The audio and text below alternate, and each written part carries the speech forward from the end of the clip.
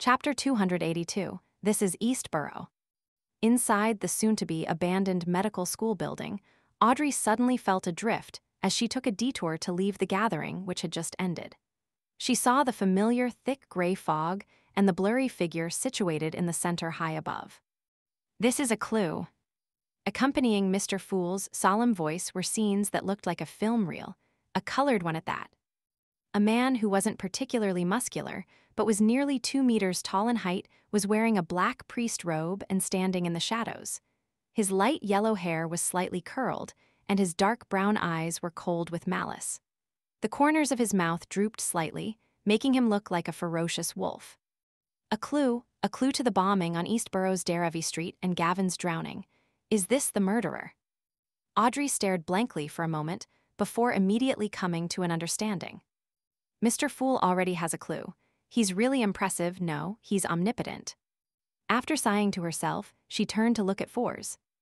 As soon as Fours removed her mask and surgical cap and got into the carriage, she noticed Miss Audrey's slightly strange gaze. She immediately asked in puzzlement, "Is there something on my face?" "Nope." Audrey looked away and sat down before removing her disguise. Fours recalled the gathering and asked curiously, "Miss Audrey, why didn't you announce that you were purchasing the Spectator formula?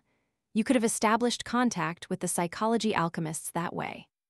She remembered that the generous Miss Audrey had remained silent most of the time and only sold some spirituality-infused materials and responded to buying other varieties accordingly. Audrey smiled faintly and said, "This is my first gathering in this circle. I think it's more important to observe and wait. I'm looking forward to the potion formula and even more so, the mystical items, but I told myself that there's no rush.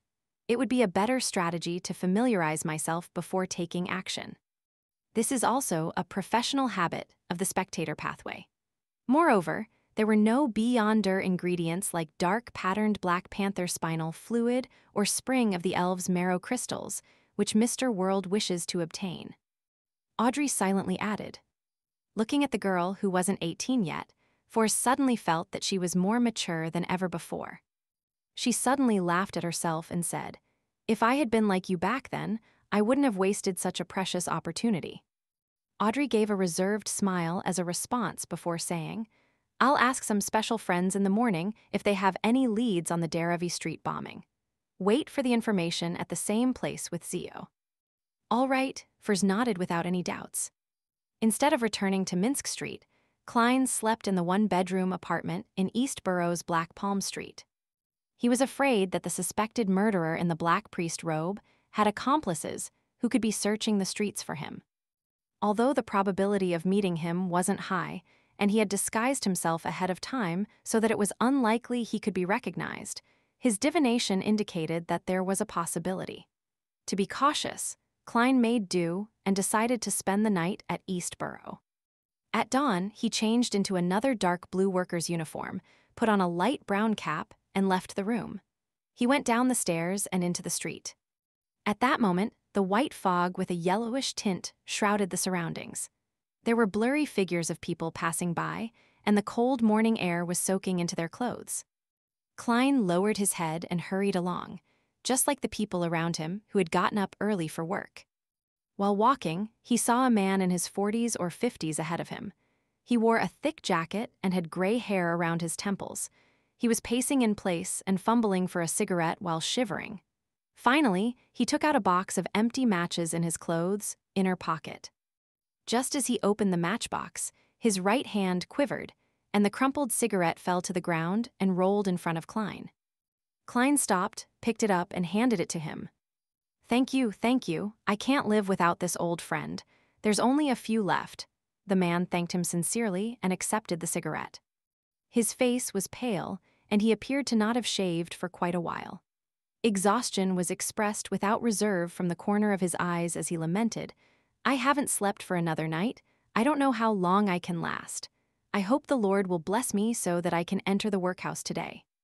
"He's a homeless person who has been chased away." Klein casually asked, "Why doesn't the king and ministers allow all of you to sleep in the park?"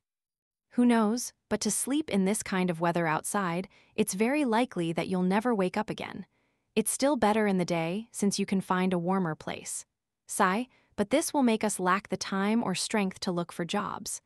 The man lit a cigarette and sucked at it delightfully, as though he had some of his strength restored, and he walked beside Klein. It was uncertain if his destination was at the end of the fog or somewhere deep into the fog. Klein had no intention of exchanging pleasantries and was about to speed away from him when he saw the man, who had spoken clearly, bend down and pick up a dark object from the ground. It looked like an apple core that had been nibbled clean.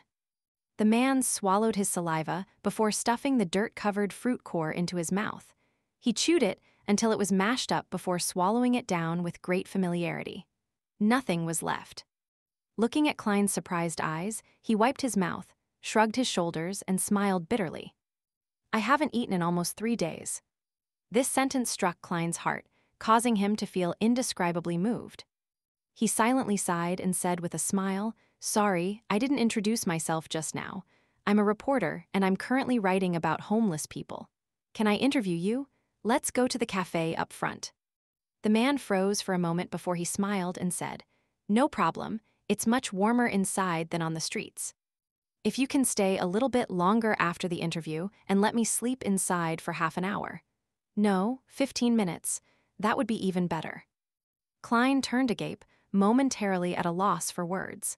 He just silently led his interviewee into the budget cafe at the end of the street. The tables and chairs in the coffee shop were quite greasy. Due to the walls and windows inside, there were quite a few guests. The average temperature was indeed much higher than the streets. The man scratched his throat, concealing his Adam's apple that was squirming from the fragrance.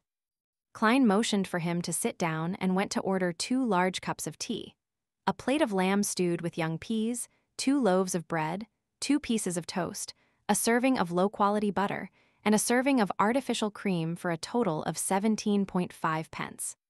"Have some food to eat. We'll have the interview after you eat your fill." Once the food was ready, Klein carried them back to their table. "This is for me," the man asked with anticipation and surprise. "Except for a piece of toast and a cup of tea, the rest is yours." Klein smiled in response. The man wiped his eyes and said with a slightly choked voice, "Why, you truly are a kind-hearted person."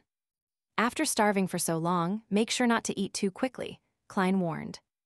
"I know, I had an old buddy who died just like that."